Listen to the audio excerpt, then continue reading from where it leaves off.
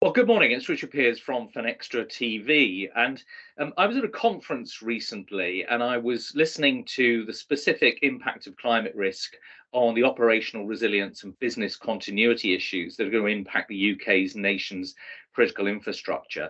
I had the opportunity to listen to a speech from the Right Honourable Lord Deben, and he came with some passion and some impatience and very kindly has agreed to join us today.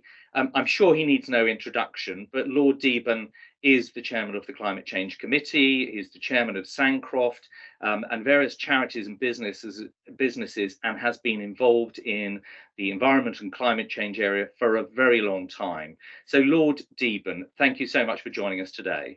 Great pleasure. So, you've lived a very long life in this area, and you've focused on climate change through awareness, through policy design, implementation.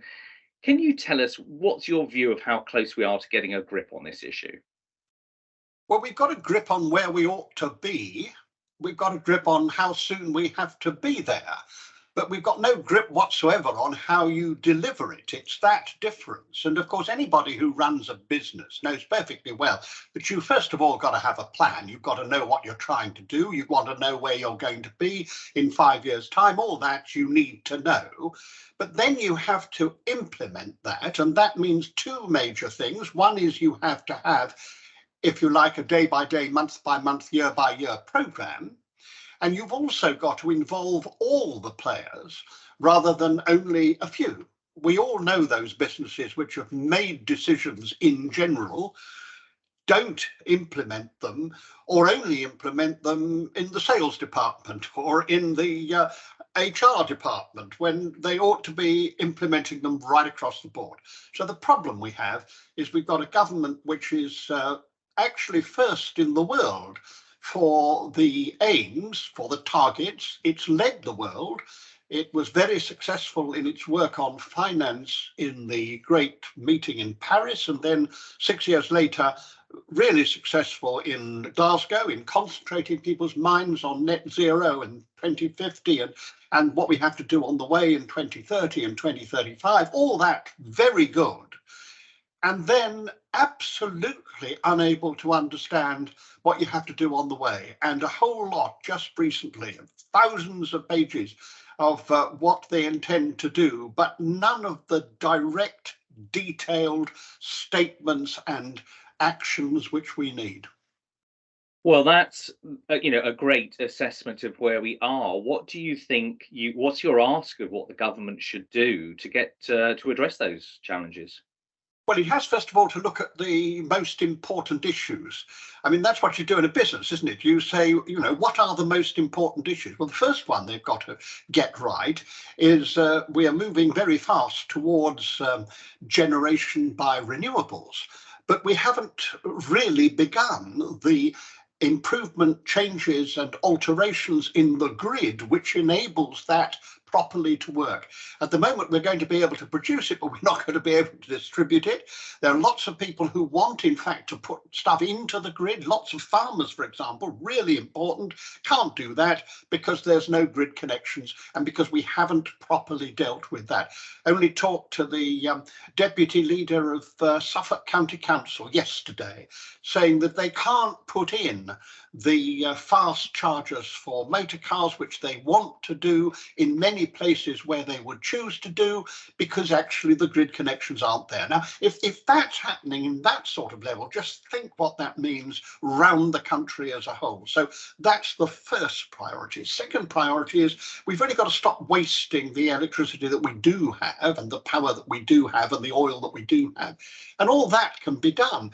We could do all the things we're doing at the moment with half as much energy if we only had energy efficiency. Government is hopeless about energy efficiency, and it refused to accept a whole series of amendments in the House of Lords only a couple of days ago.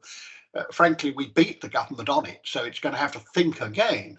But these were amendments, very simple ones, saying Ofgem has got to have net zero as part of its remit when it's dealing with the generators, that we should have a proper programme for energy efficiency, particularly to help not just the most vulnerable, but those people who can afford to pay but can't afford to pay up front. Now, there's a wonderful situation there. There's a lot of money out there in the private sector. If the government would only stand behind it and open it up to people and enable it to be tied to the value of the house, so that if somebody borrows the money and moves on, that is something which goes in, if you like, into the mortgage situation. All that can be done by immediate change if the government had the urgency to do it. And if you, how do you sort of respond to the argument? People say, well, it's all very well and good, we can do this in the UK, but it's a global problem. We can't do anything, without India, China, and the US on board. What's the global role, and what does the UK context achieve within that? Well, first of all, they used to say that before we started to try to do it. Immediately we started to try to do it, we began to lead the world in it. It is now true that countries which used to refuse to have anything to do with it because they said the rich countries had to act first, they are now in the system. So China has agreed to be net zero by 2060. That's 10 years too late. And in the end, part of that is because the Chinese never overpromise and always overperform. And India, even, of all countries, has come in for 2070. They're going to have to move faster than that. But the whole world is now in the system. It is reasonable to say that Britain has actually done that by setting the example. In any case, we have a very simple situation, and that is, if you don't do it, then no one's going to listen to you. The second thing is, we are the fault for much of the climate change which is already affecting us, because we invented the Industrial Revolution. So frankly, we got a lot of the profit from that, and we really do have to pay the bill, having not paid the bill up to now. And thirdly, many of the poorest countries in the world, which people always point to and say, why aren't they doing it? They are countries which are suffering from climate change, but they've never had any of the advantage of the emissions, which of course climate change. So if you look at those terrible floods in Pakistan last year, I mean, when half the country was underwater, the Pakistanis have hardly contributed anything to climate change, and yet there they were bearing the brunt. Bangladesh, with the whole country under sea level, all the time having to move people because the waters are rising. We just do have to understand that we have to do these things. And in the end, as I tend to say to some of my right-wing colleagues, if you really think the present migration issues are serious, you wait until people have to leave their countries because they can no longer live there. In Niger, in Niamey, the capital, last year, there were months when the temperature was over 50 degrees. You cannot run or live in a country like that. So people don't leave for economic reasons. They live for the reasons of life. Now, if you don't do something about this here and help it for the world as a whole, we are going to suffer. It's our problem and not theirs. Yeah, nature's sending us the invoice for our profligate spending, but we are going to have to pay the bill, even though that's on the other side of the world. Absolutely. But given the volatility, this volatility, uncertainty, complexity, and ambiguity on lots of the implementations, particularly at the government and policy level that you've spoken of around the world, one of the things you said is, look, we've all got to stand up and be accountable. But so what can practically corporations, citizens, councils, etc., do, in what is, obviously a crisis of other types at the moment, the short-term crises of the cost of living? Well, first of all, I do think we have to start with ourselves. In other words, every single person in their own lives have really got to say, I have a part to play, because where I am has been achieved by the damage we've done. And I spoke yesterday to a large group of senior people in the construction industry, and I really wanted to say to them very hard, each one of you is responsible. It's no good saying it's the company or it's the industry or it's the government. I have to start with me, which is why when I talked wrote to the chairman of ExxonMobil in this country, I said, I don't want to hear about ExxonMobil. I want to understand what you are doing, because you are responsible as an individual. And that's the first step.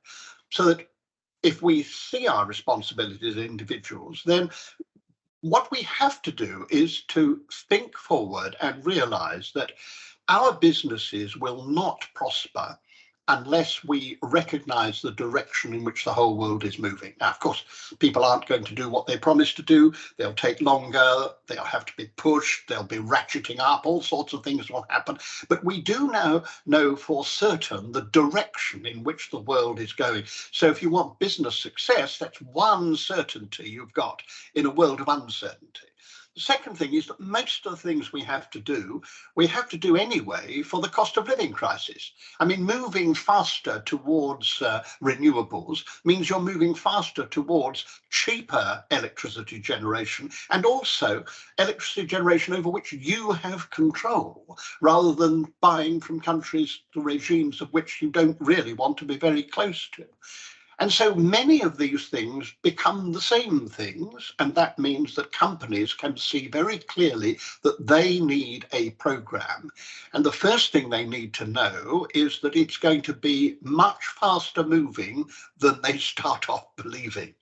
And companies, I mean, I've been a businessman all my life except for when I was a minister, and I have to say, the thing that always struck me was that companies need to be in charge of their own agenda.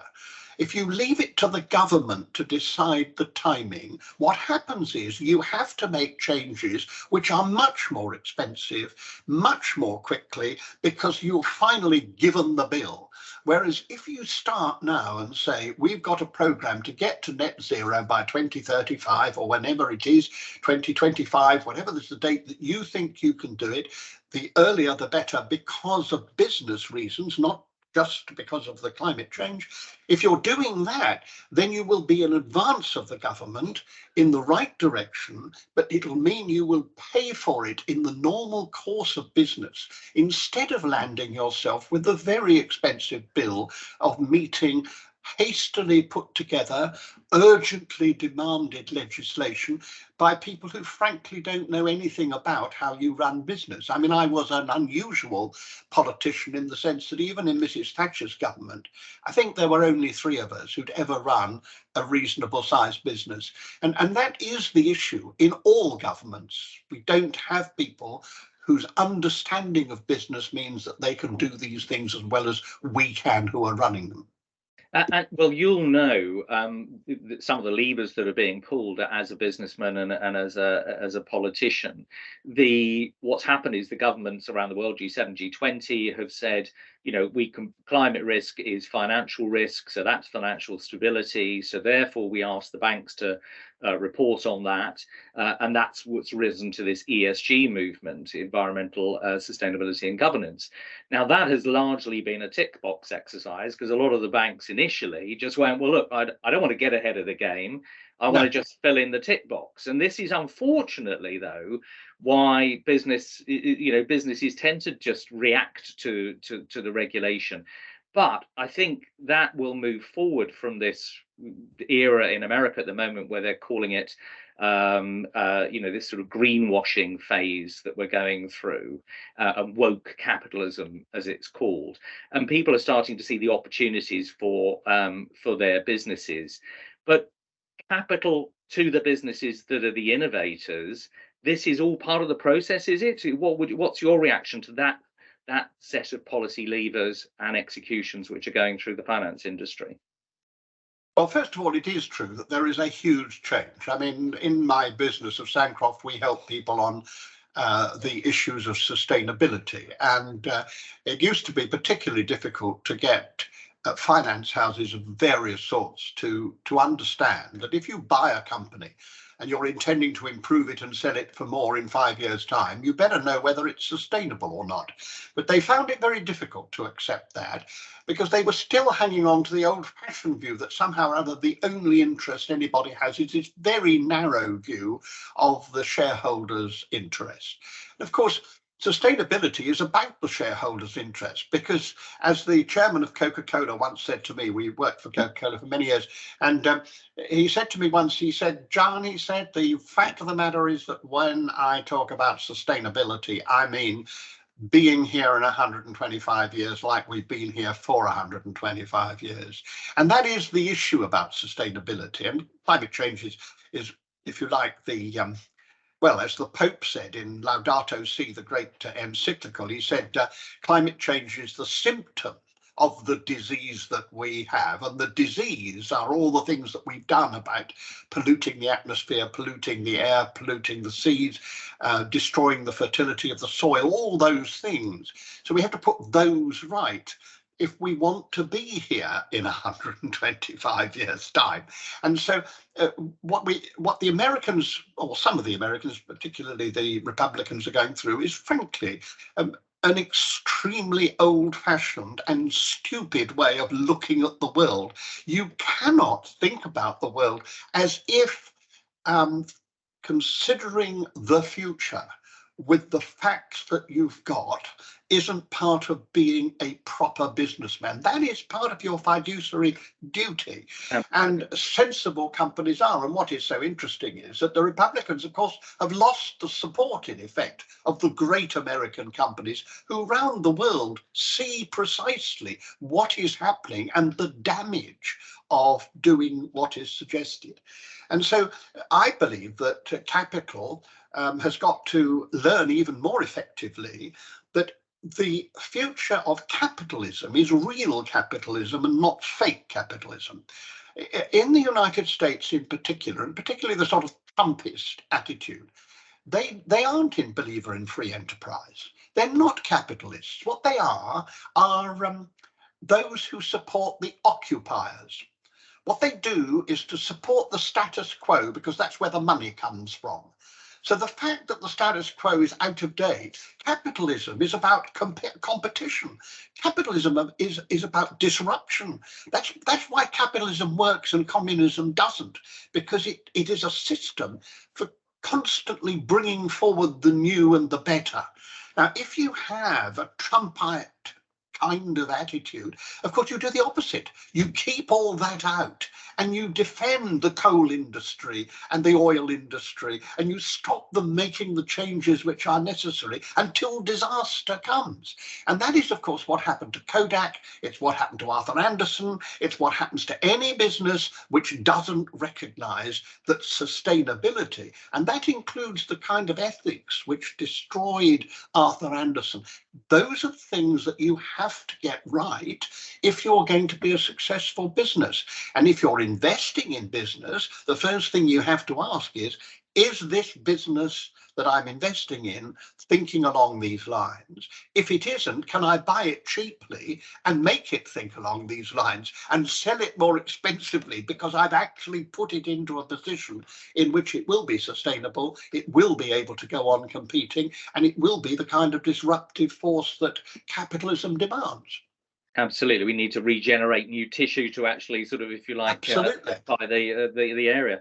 But there's a lot of, as you said in your speech, a lot of delay, distraction, deflection. That is the way that people sort of slow this process down. And people in these conferences even are calling for, I need more money, more data, better policy, you know, etc. How do we cut through so that, if you like, the innovators in the smart grid area that you spoke about at the top can actually get something done? Well, first of all, we have to make governments much more effective at delivery.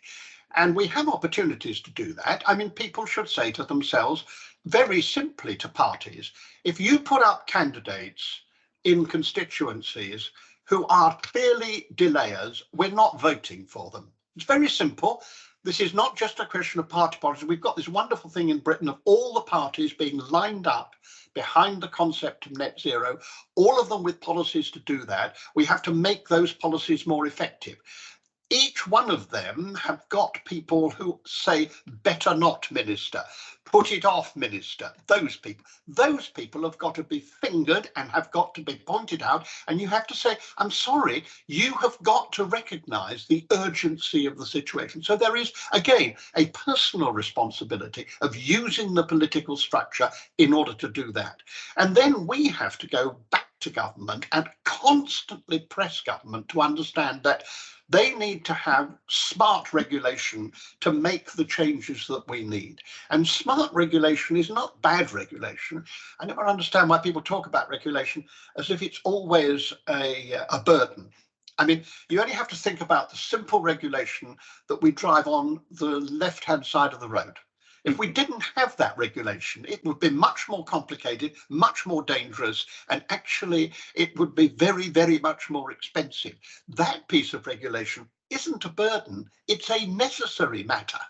And that is true about the kind of regulation I'm talking about now. It is to make sure that the weight of the occupant isn't strong enough to stop the newcomer. And that government has a big role to play, but so do we as businesses. So we have to look and say, frankly, Shell and BP and Total and a number of other great businesses are clearly not moving fast enough. Of course, I've got to press them even further, but they are actually going in the right direction. ExxonMobil isn't. ExxonMobil is merely saying net zero in 2050, but don't ask us about anything that we're doing towards it. So they're building a new pipeline to take fossil fuels from the Sea of Forley to Heathrow, ignoring the fact that we won't be able to use those fossil fuels because it thinks that once again it will be able to use its muscle to make the occupants win. And we have to stop that, both by supporting as shareholders and investors those who do understand it, and by absolutely naming and shaming those who don't. And when we get to, you know, I'm an individual perhaps watching this, I'm working in the fintech industry, I've got an understanding of financial services and technology, yeah. And I'm thinking, well, okay, I'm going to get out there and make my pension matter, I'm going to make my choices through my ISAs and so forth. And then that money, you know, we need to sort of hold to account so that it actually delivers impact and doesn't do this greenwashing thing. Do you think that those levers are going to also contribute to you know, taking the policy that we've spoken about and actually turning an individual's action into some real leverage? Oh, yes, I do. I mean, we can all make the difference. There's a wonderful comment by Cardinal Newman who said when he came back to Britain for his first visit abroad, he said, they shall know the difference now that we are returned. It was an arrogant but terribly important statement. We all ought to say that about ourselves. Yeah. They shall know the difference. There's no point in living in this life unless in our own way, I mean, not in some huge, and we're not Churchills, but each one of us ought to be feeling to themselves, I want it to be true at the end of the week that what I've done is something which anyone else doing this job wouldn't have done. I've actually made that bit of difference. And if I do that through the lens of climate change, I do that through the lens of sustainability, which I prefer as a wider thing, because climate change is that specific symptom, but the wider range of sustainability. If I've done that, I've done my bit, and the world is a different place. And if we all did that, it does something else. It gives to the human being the worth which humanity has. In other words, I think this is hugely important. You know, this awful situation of the number of people now reporting mental health problems. It seems to me at the heart of that is that we have a society in which many people don't feel valued, don't feel they're doing anything, even very serious people, because this is among very bright students at universities. It's about business people who really do make a difference. We've got to recover the confidence which comes of saying, in my small sphere, I can make a difference, and I can make a difference because I know what I can do in this narrow area to get things better. And I also know, because of my political influence, because of the fact that I have a vote, all those other things, I can actually reach out. So in the local council elections, which we're going to have, everybody should be saying, has my local authority declared a climate emergency? Is it actually doing something about it? And which of the candidates are prepared to tell me that what they will do on it? I don't have a view as to which party you vote for on that, but I do have a view that you have to ask the question. Fantastic. Well, wonderful to hear from you. And in our small way, we're going to run a conference and a solution building activity, which is to generate solutions for these problems that you've spoken about. So we'll try and take your exhortations forward. But for now, very much appreciate your time. Look forward to hearing from you, and hopefully we can get you involved in a bit more. But very much enjoyed speaking to you, the Lord Deben. Thank you so much. Thank you so much. Thank you. Goodbye. Bye.